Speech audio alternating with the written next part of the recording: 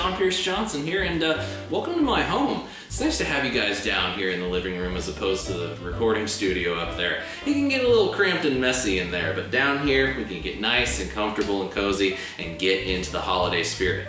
And why exactly would we want to do that? Because it's Christmas time, everybody! And I love this time of year. Of course, as a kid, I'm pretty sure any kid who celebrates Christmas enjoys Christmas for the presents, but I have a lot of great memories growing up, from my family's Christmas gatherings to the gatherings I throw for my family now that I am an adult. But also, it just gives me an opportunity at the end of a long, hard year to sit back, relax, and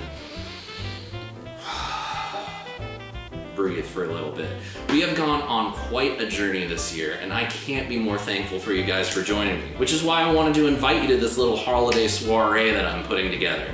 I've invited some of my favorite people from near and from far, and hopefully I'll be seeing a few of them. For some reason, people don't like RSVPing to parties these days.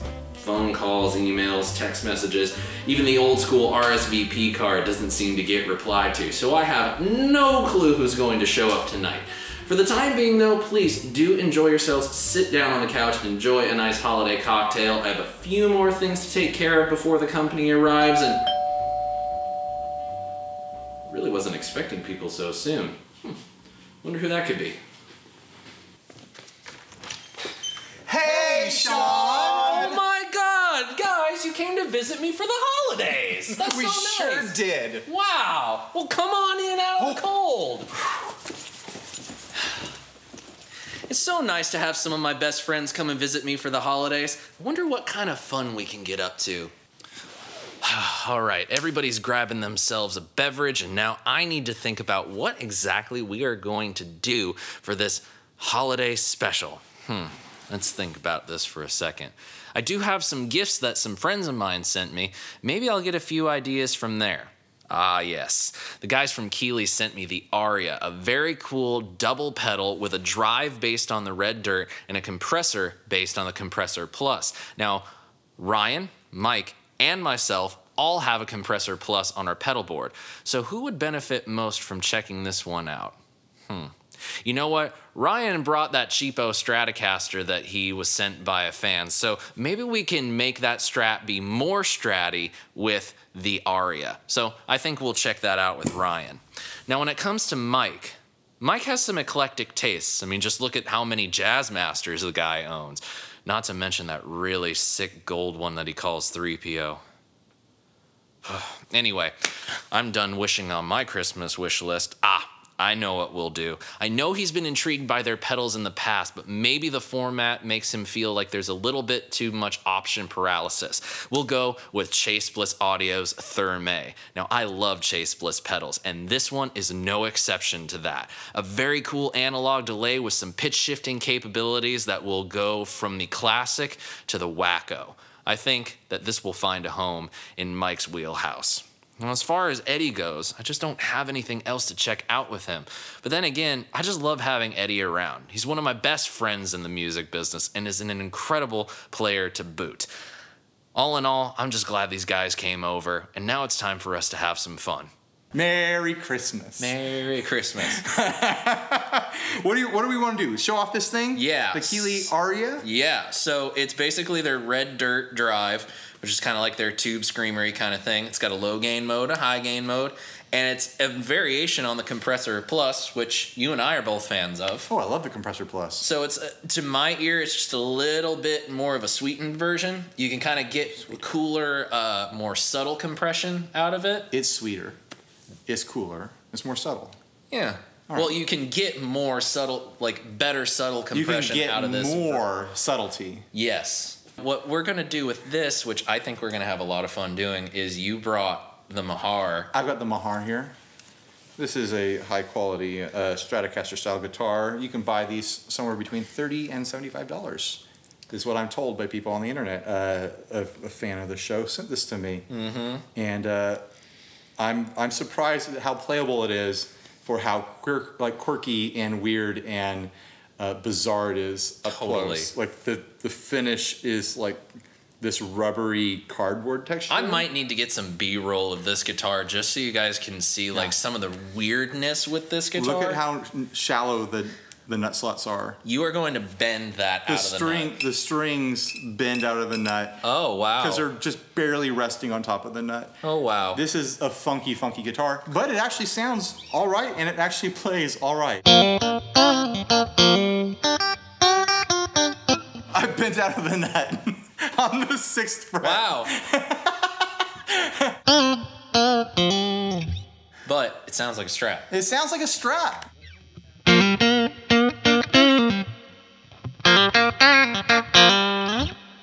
It does the thing. It does the thing. It sounds like the thing it looks like. So let's just at least try to make it a little bit more Stratty with this pedal. What position should I be on? Let's go ahead and keep the bridge going. Bridge position. Because I kind of like that. And let's compress this sumbitch. Ooh, that's compressed.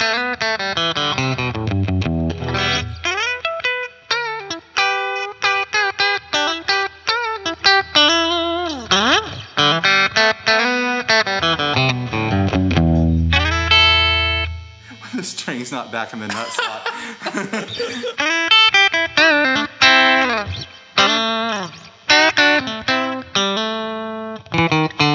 It does sound more like a Strat. It's a Christmas miracle.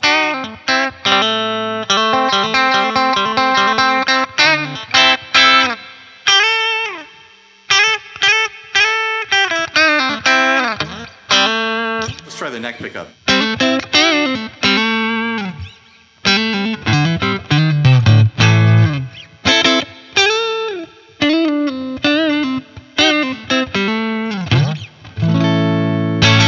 Yeah, I kind of like how that part, like I was saying with the subtle compression, I feel like with most compressor pedals of a certain type of school, like the Dynacompy kind of thing, it don't do subtle. No. But this is just like a little bit of extra something. Yeah, right totally. It gives you more of what you already got. It gives you more, like it made it more Stratty. Yeah, more Stratty. It actually sounded legit.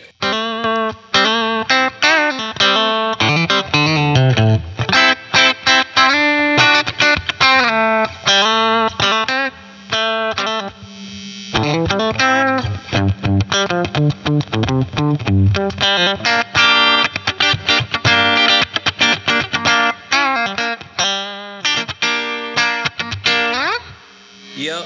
I mean, I think that's kind of like a little Swiss Army knife for that guitar in particular. It just kind of makes it's a more better pedal. It's a more better. It's a more better. It's a more better pedal.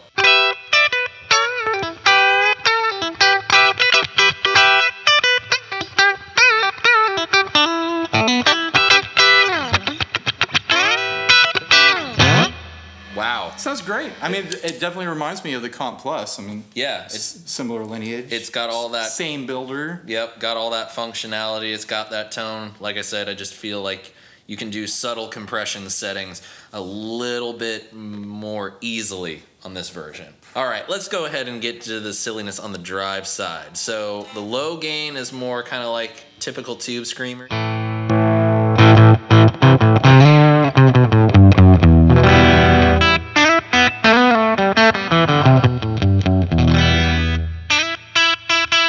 Catch that like body from the boost? That's crazy.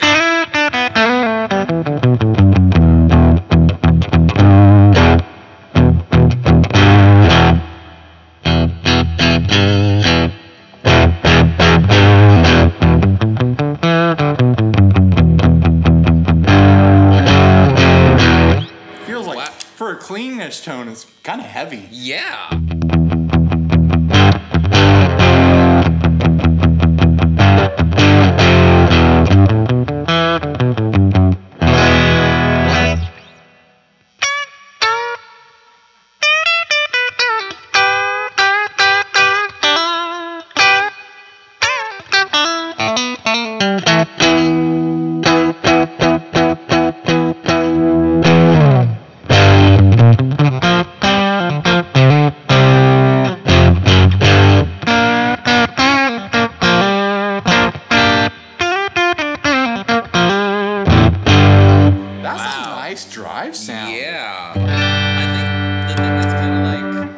feeling me right now is this is the first time I've really gotten to use the katana in like the room with a pedal and like doing something in context of like, oh yeah, this is gonna be a final product, but I'm like really digging the way that it feels and like fills up the room. Can I steal that cable from you? I gotta try that.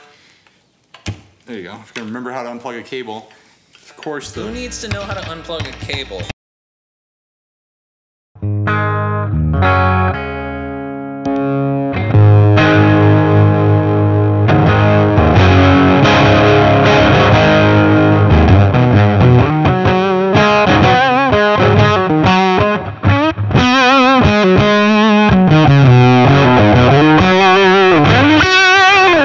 That's got like a dumbly kind of mid-range singing going on right there. That sounded really good. That's crazy. And I don't have a pick. Eddie, help! There's a pick. Right here in my hand. Oh, hey, Ryan's got a pick for me. I've always got a pick. Toss me a pick. This whole thing is going off the rails real fast, people, and I don't care. It's fun.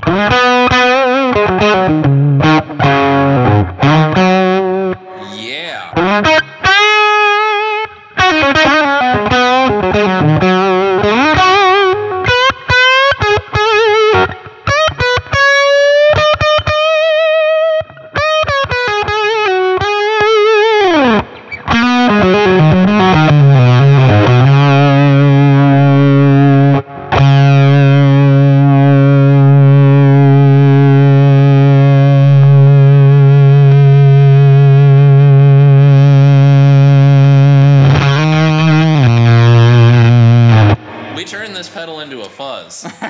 Like, how did we do that? I'm also realizing that I want someone to operate my compressor pedal for me while I'm playing. Like, okay, let's turn. He's gonna hold that note. Let's turn it up. Turn it. Okay, now he's gonna dump it. Turn it down. See, this is why we need more guitar techs in the world. Just sit there and operate your pedal board for you. Exactly. Turn your gain up and down while you're playing. Then I can do the wheedly stuff. I bet that happens at shows. I bet like big famous guitarists have someone turning knobs while they're playing in the middle of solos. Like I know they have somebody operating their pedal board. It needs to get a little bit sweeter as I hit this note. So just turn it up like a quarter of the way and then turn it down when I'm done, you know? I bet that happens. Anybody want that job?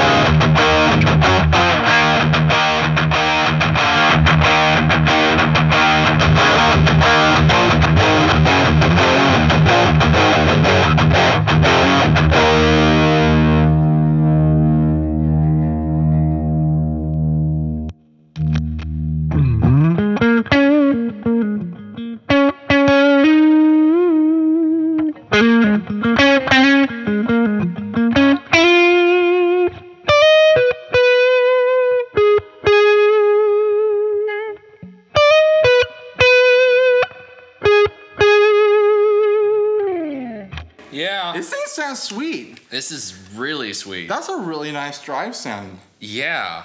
Even in like the Tube Screamer school, like you don't think you're ever going to be able to get like that really kind of super, jack. Go ahead. It's like super saturated kind of overdrive sound out of it. But I think like one of the magic things with this particular pedal is that because effectively we've got two different gain stage devices and the effects order, like you can either run compressor into drive or drive into compressor. You can use them each as like an individual gain stage to create like one massive sound.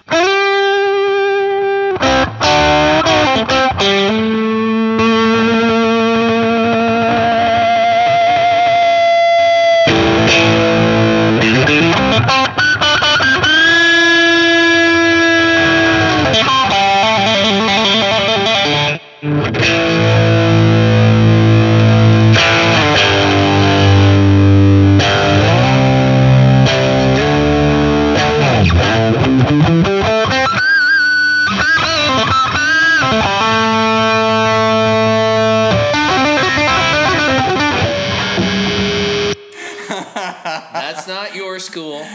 That's not even my school. That's somebody else's job.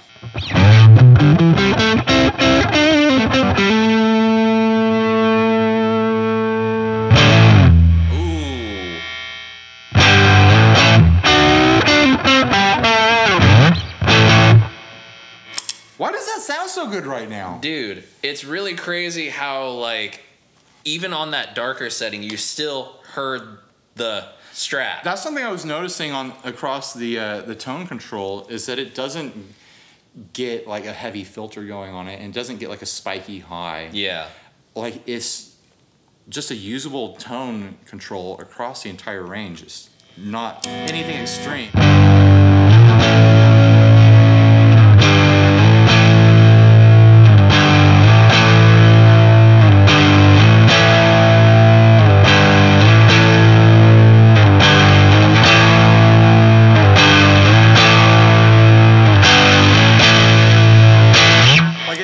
Does it hit a spot where you're like, oh, that's like a funky filtery sound? Yeah, totally. It's like almost just like every part of that was usable. Totally. Like, I think with the higher range, it gets into that more presence territory. Mm-hmm. It's not so much that, like, I don't know, some tone controls. Is it supposed to be a tube screamer?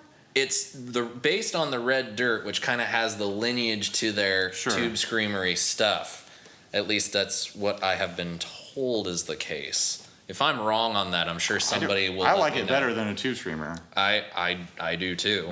But then again, I like most of the stuff that Keeley puts out in the drive range. I have the filaments on my board right now for like the super high gain saturated stuff, and putting this drive on the lower side into that, it's just every Keeley Dirt pedal is gonna work together in a really cool way. I always feel like tube screamers have like this fizziness underneath like the actual signal, and this has it's not fizziness, it's got like a nice crispy drive to it, and it's in your signal instead of underneath it. Yeah, it feels like it becomes a part of your guitar sound rather than it becomes a very apparent layer.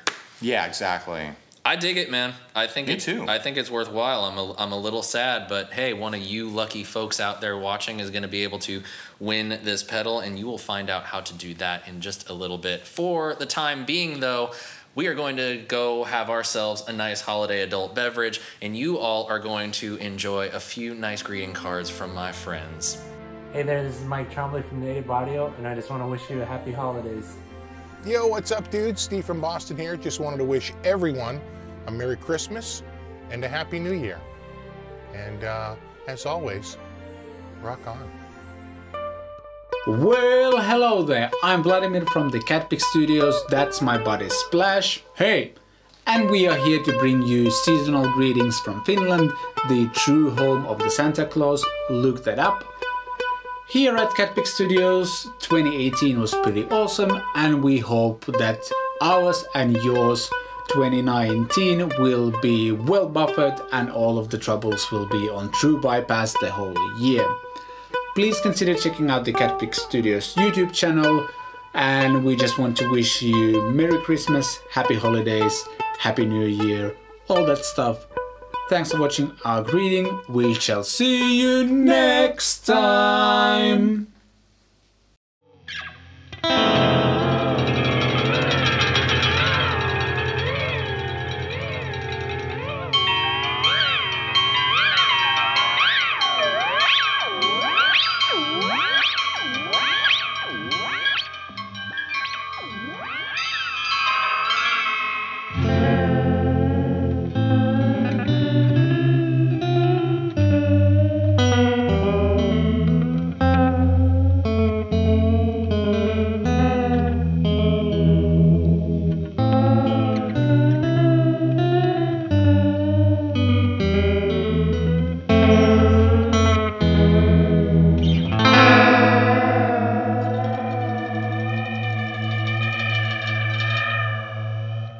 That might be one of the most messed up versions of Greensleeves I've ever heard. Oh yeah, thank you. That's what I was going for. Not good, but messed up. Yes, I think so. Kind of where I live. Well, that's kind of what you can do with Thermae. I know that you are kind of like, I don't want to say illiterate on Chase Bliss pedals, but they're a little bit more for you than you might need or want. Well, let me couch that by saying that I think Chase Bliss makes exciting equipment. They that sounds definitely wonderful.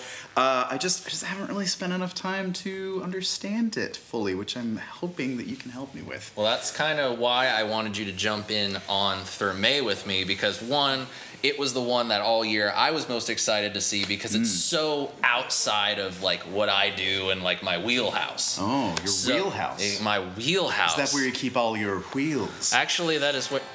Wait a second. Have you been in my wheelhouse? We shan't speak of it. Okay.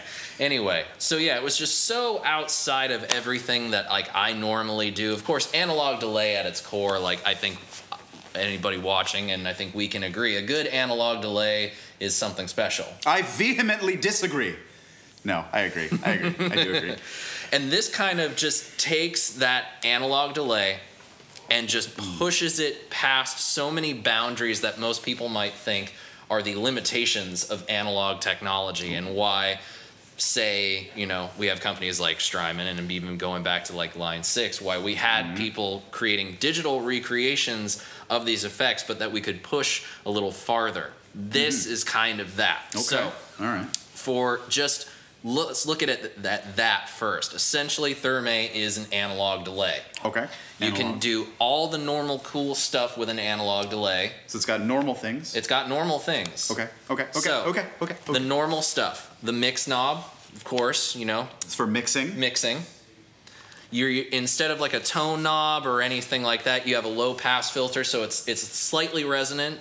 But what's interesting with this is that it gives us a little bit of some cool sonic artifacts that make this more of like a lo-fi analog delay. Okay, I'm interested. We get a little bit of like that noise of the chips being overworked, and it actually works into playing in a very cool musical way. Okay. So we'll max that out and we'll go low with it, and you'll see. Regen, it's kind of like your feedback. The glide knob and everything down here, we're not even going to worry about. So how do we set our delay time? Tap tempo. So 9 times out of 10, I know some people might have a problem with it, but if a tap tempo is available, I'm going to do it. Well, sure. And we have subdivisions of the tap tempo with quarter note, dotted eighth, and eighth note. Okay. So all right. Without going to the crazy stuff, let's just hear that delay. Hear that delay with everything set now. It should be on. Well, I'm going to turn it on. You want a dry signal. We should hear the dry signal.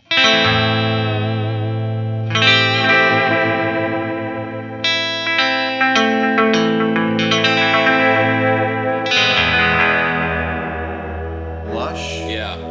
Very lush indeed. And then the real interesting thing is that with this particular analog delay, more so than other ones that I've come across, is that the low pass filter and the regen, you really got to pay attention to where you have them set. Okay. Because it's very easy, because the low pass filter is slightly resonant, that you're going to end up with a sort of very easily self-oscillates in certain settings. So, speaking my language. Hence, go ahead and just strums me an E chord. Oh, an E. Whatever chord you feel.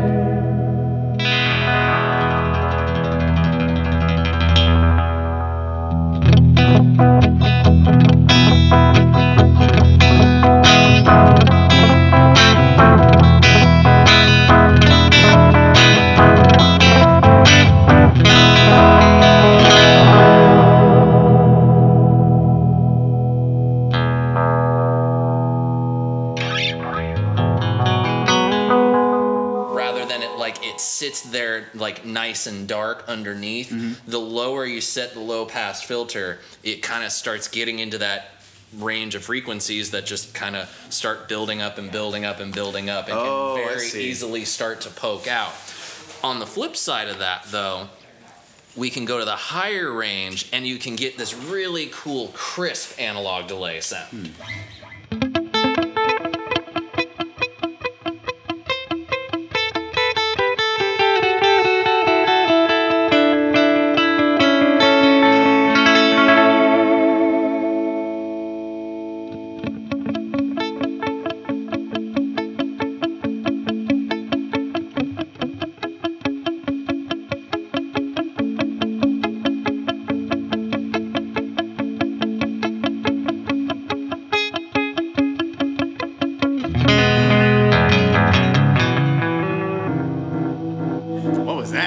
tapped a new tempo for you.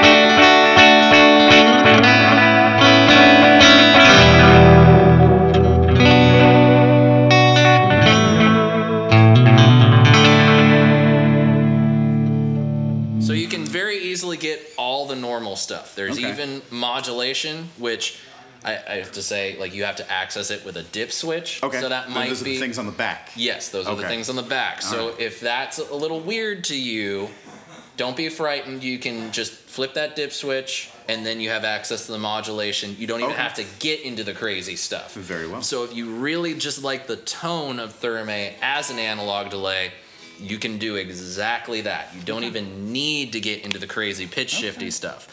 But it's the pitch shifty stuff where this thing gets really wacky and gets really interesting. And it basically works exactly like you would assume with analog technology. We have different intervals set around each of these two knobs. So there's 3 different steps to an automatic step filter. We have our original delay time, 1 interval, and then a 2nd interval. Okay. Each of these has a different musical interval, so 4ths, 5ths, an octave plus a 5th, and 2 octaves either above the original pitch or below the original pitch. Oh, wow. Yeah, so we can do a lot of messed up stuff to the original delay signal. I like that. Now, here's where it gets a little tricky. All of those go off of your original bass tapped in tempo. Okay. So what we end up having, let's go to the quarter note and let's just have a pulse that's 1, 2, 3, 4.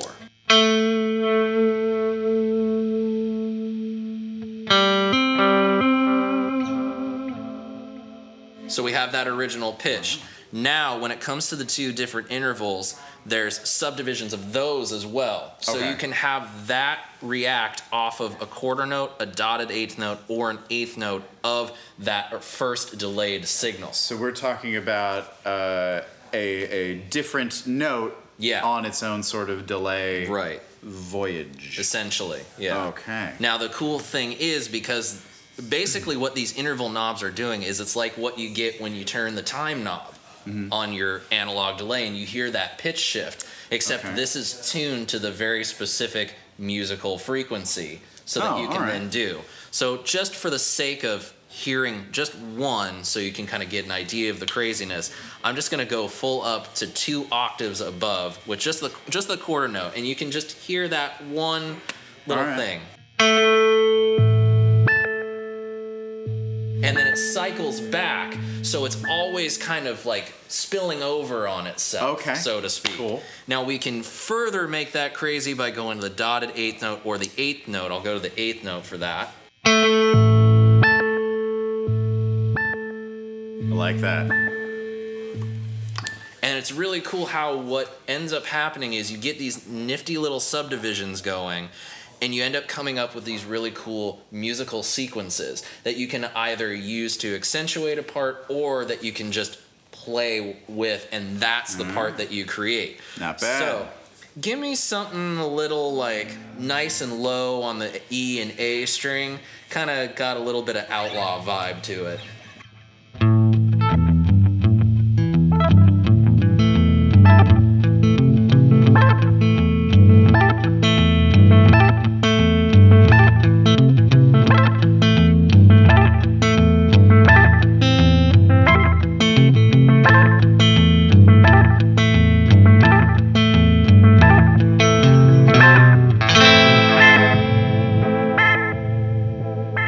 And see, here we're doing something like very kind of like cool, like 50s sort of outlaw-y country kind of thing that you wouldn't even expect to hear that kind of wackiness with.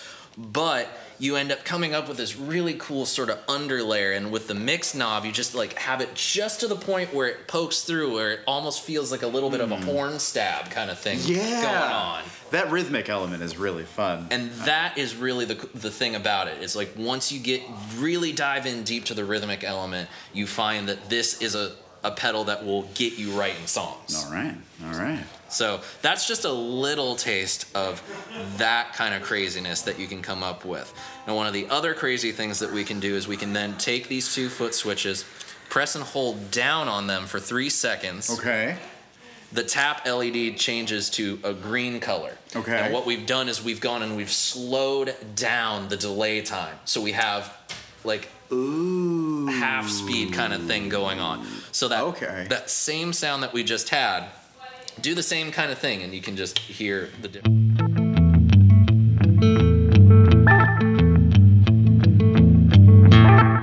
It doesn't come quite as quickly. It's a little bit more of a subtle thing, but you can then go just,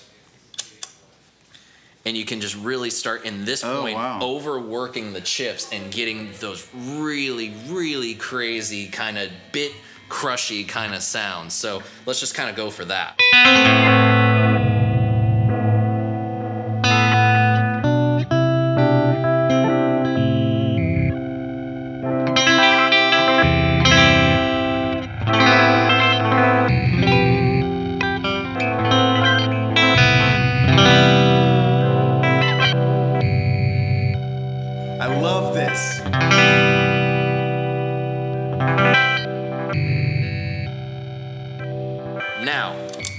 This is where glide can come in handy. Glide is essentially, like you've probably seen glide on like synthesizers, and it's basically a way that you can set a time interval where it kind of ramps into those pitches. We still got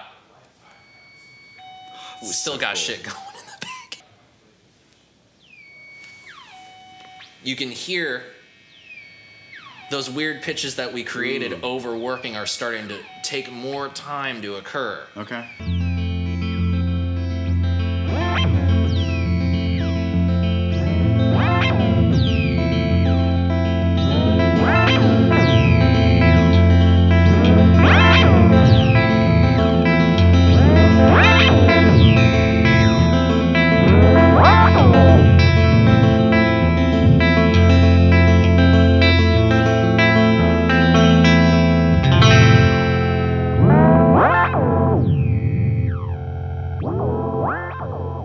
That is wild. Right. I love it. It's absolutely 100% insane, the kind of things that you can do with that. It's not going to be for everyone, but it's like, I think, trying to think of the best way to explain this. You know, I'm not good at explaining smart stuff.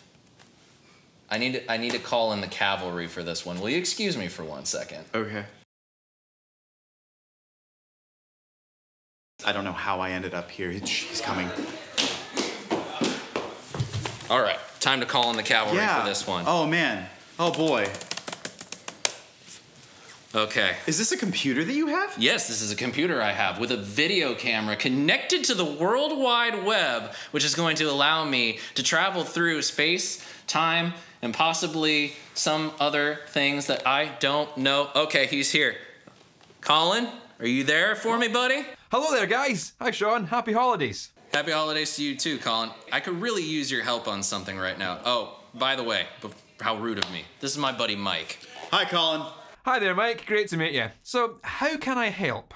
It's just occurred to me that I've never actually explained to my viewers how analog delay pedals really work. So, do you think you could help explain Bucket Brigade chips and all? Ah, right. I think I can take it from here. Absolutely. We're all ears.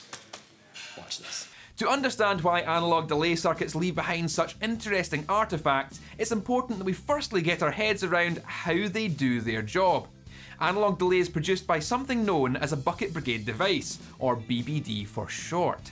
Housed inside this tiny little box is a whole analog circuit comprising of hundreds of very small capacitors which pass along the incoming guitar signal. Hold on a sec, Colin. I really hate to interrupt you, but I think I can actually contribute something on this one. So the term Bucket Brigade comes from an old practice of firefighting. The firefighters would literally stand in a line passing buckets of water from one guy to the next. And that's basically where they get the term for bucket brigade chip.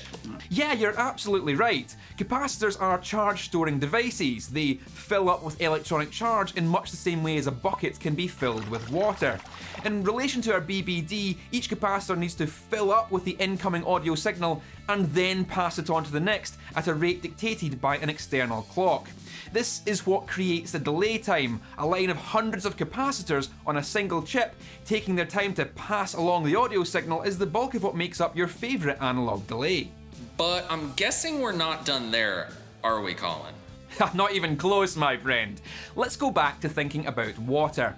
Imagine a lineup of 500 firefighters, each passing a bucket from person to person at a speed that would actually help put out a fire. Inevitably, they're going to be spilling water all over the place in their haste. And the same phenomenon is true within a bucket brigade device. The guitar signal is constantly spilling out of the delay line, and these losses degrade the quality of the delay signal. The physical limitations of the chip generate unwanted distortion and noise, and not the proper kind we all love. Well, but who's to say what's proper? That's not really the point, Sean. May I continue? Right, well it gets even trickier. Bucket brigade devices are particularly prone to aliasing, which put simply means that due to the sampling rate not being fast enough, the Fourier coefficients of high frequencies can be mistakenly reconstructed as lower frequencies, which really messes with the signal. To combat this, designers will put low-pass anti-aliasing filters ahead of the bucket brigade device to filter out high frequencies before the signal gets delayed.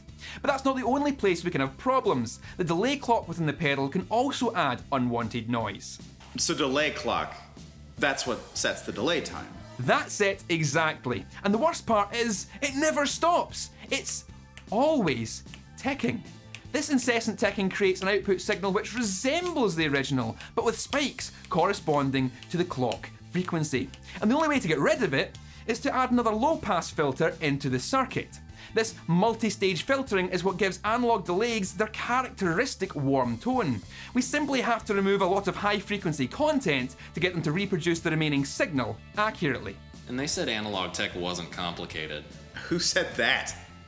Like, just... okay? Fine. So, I guess we can sum this up by saying a lot goes down inside an analog delay circuit. That's right, and that's only the basics of what the technology is doing.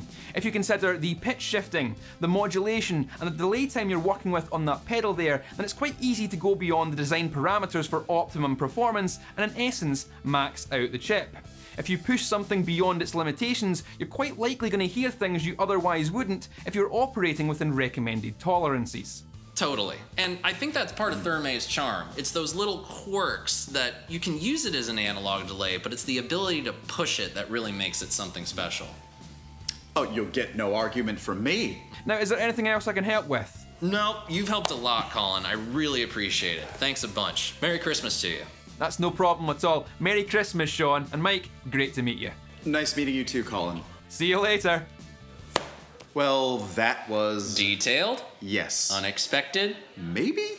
Should we just keep playing around with the knobs? Absolutely. Sounds like a plan to me. Now, we are going to continue having fun with this nasty little beast. In the meantime, you are going to check out a few nice greeting cards I got from some of my friends. Hello, I'm Philippa, and Merry Christmas, everyone. I hope that you will have some amazing days with your family and a happy new year as well. Thank you so much for supporting the YouTube community. Bye! Hey there everyone, Eric here. A Nocturnal Butterfly. And Eric Jr. here, otherwise known as Bane Rocks. We're all part of the EVH Gear TV network and honored to be part of this fantastic holiday celebration video. 2018 has been an incredible year on YouTube and has brought our family great joy. We are a YouTube family and we love meeting all the cool and awesome people just like yourselves, all as a result of YouTube. A big thank you to Sean for having us part of this video alongside some fantastic YouTube content creators. So from our family to yours, we wish you the happiest holiday season ever. And a totally awesome new year. From all of us here at the EVH Gear TV network, cheers.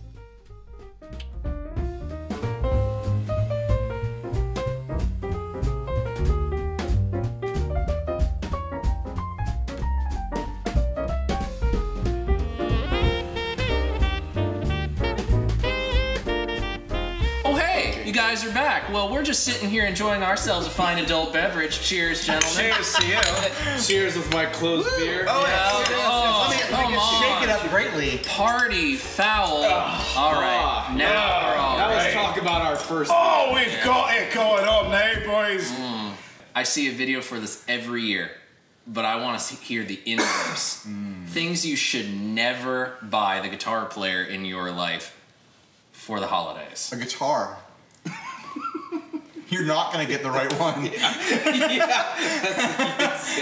I want to hear from everybody. Okay, well. No one speak. I gave the final answer. Don't listen to Dad. That's the final answer. Mike, your thoughts on the subject? Well, on the subject of what not to get, or on What not to are we get. discussing What not to get. those unbearably shitty button-down shirts with every guitar ever made? Oh my God. My yes. grandma, whom I love dearly, Right. keeps sending them, and I keep donating them. And I tell her every year, like, thanks, but no, a gift certificate. Yeah. I got a weird body. It doesn't fit, Grandma. Yeah. You heard it here first, Grandma. You heard it here first. He donates them. I'm very sorry, but they're bad. Those T-shirts that are like, love one woman, many guitars. Oh, God. How about I have an orgy with my collection? That stuff. Yeah. Don't Or buy like that. 15 classic rock guitars with their headstocks mangled for copyright reasons. Right? Who needs them? Oh my God. Yeah, don't buy those. Yeah. Or like furniture. Yeah. Lamps that look like guitar stuff. Yeah. Oh yeah, don't do that. For more practical stuff, never buy the guitarist in your life strings. You're not going to get the right gauge. Exactly. You're not going to get the brand. But sometimes it's fun to experiment, and I'm a big, as a tech, as a luthier, as a guy who writes long-winded things on the internet. I think it's good to revisit your expectations, your preferences, all of these things. And so, like a couple weeks ago, I use 11 to 50 gauge on almost every guitar I have. But a couple weeks ago, I was like, I wonder what 8s are like. And so I just bought a set. They're like playing with doll hair. Exactly, but you know what? Like, Billy Gibbons plays 7s, and I don't know. Yeah, maybe he there's something uses to it. like massive racks of effects to make up for it. That's true. He could. He might. And is there reason? Because, like, does he have some kind of arthritis or something? I have no idea. You never know. That could be very possible. I put 8s on a guitar, and I was like, oh, hell no, I can't. I can't do this. I'd stop playing the guitar. But you bend like a champ. You're like 6 octaves here. I just know every But time. it feels like if you got like a human hair stuck on your tongue. That's what it feels like. Oh, it was like, get it off. But what I will say for the strings thing, it's always good to have a pack or two of strings that you don't care about around. That's true. For the guitar that you're going to sell. That's true. True. Hey, I like that. And I'll even say, like, you know, I've been surprised by going on to the expectations thing, because like the Jennings that Eddie is holding, that comes strung with D'Addario's. Here. D'Addario, I would like to point out that you pronounced their name incorrectly. It's D'Addario. D'Addario. But I do not like their strings at all. Like the ones with the standard colored ball ends, I have hated those since I was 14 years old. This podcast sponsored by D'Addario Strings. Exactly. D'Addario. Not this For when you don't like colors. Not this podcast, but another podcast will soon be sponsored. Challenging my expectations of it, this feels great. And I find myself like, hey, I don't hate it. Eddie, do you have anything to add to the what not to gift the guitar in your life? Well, the first thing that comes to mind, not to get the guitar player in your life, an accordion. Is an accordion. Oh, you're such a jerk. Do you guys know that? Before I do say that, I do want to say, when you said "Here's my fear," immediately I thought we gotta have a segment called "Here's my fear." Here's my fear. And put it right next to what grinds my gears. You know what grinds my gears? All right, here's my fear. It's Lindsay Lohan. Lindsay Lohan. I would say, don't get your guitar player another guitar-shaped ice tray. Oh yeah. Oh wow. Like, they have gifts. Wow. Because every guitar player automatically has gotten one of those at some point. I haven't. The worst part about like all the things you guys have said, I have gotten all of these things as Christmas gifts over the years. Well, I think the idea is cool, and when I got it, I was like, "That's cool." But I guess it kind of is this what you think of me? Like it's one of those. You think I like frozen water? That's offensive. I don't know. I think ice in fun shapes is kind of fun. It's Yeah, kitschy. yes. It's cool. It's Well, I flirty. feel gross. I don't think.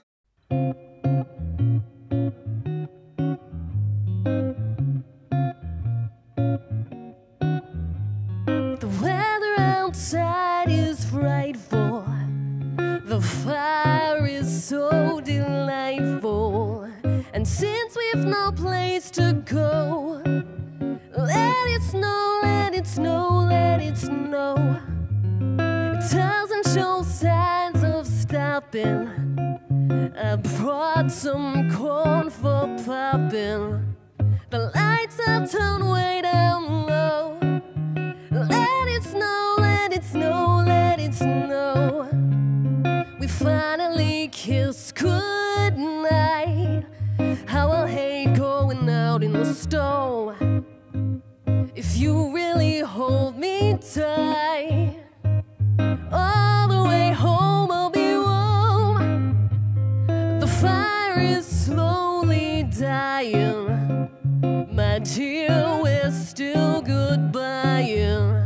As long as you love me so.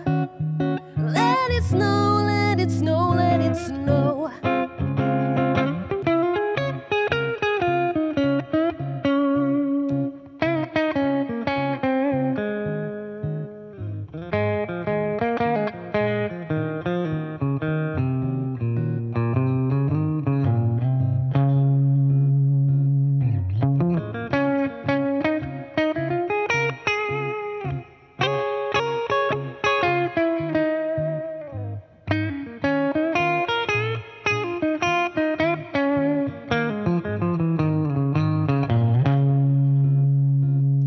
We finally kiss goodnight.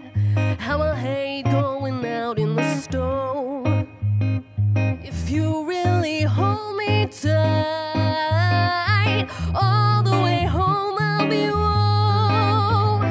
The fire is slowly dying, and my dear, we're still goodbying. And as long as you love me so. Let it snow, let it snow, let it snow.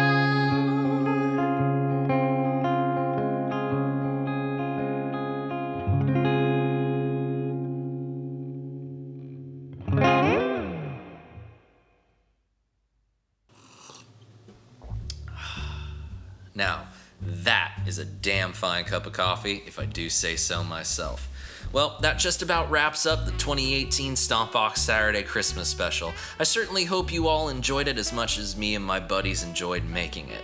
Christmas is really all about the joy of giving. Giving of yourself to your friends, family, loved ones, or even complete strangers. And to that end, we have one last piece of business to get to, and that is a very special giveaway as my way of saying thank you for an awesome 2018.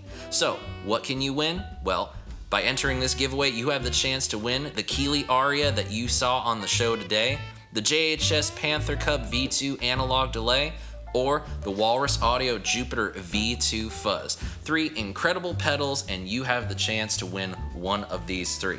So how exactly are you going to enter the giveaway? Here are your rules. First and foremost, you must be a subscriber to my YouTube channel. So please either click the play button in the bottom right corner of the video that you're watching right now, or click the subscribe button below the video player on the YouTube page. That's the most important thing. You must be a YouTube subscriber. Your second rule is very simple. On that YouTube page, leave a comment below this video and tell me the story of the best Christmas gift you have ever given someone. Not received, given someone. It could be something you put a lot of effort and time into that somebody absolutely loved, or the simple thing you did for someone that made their holiday season.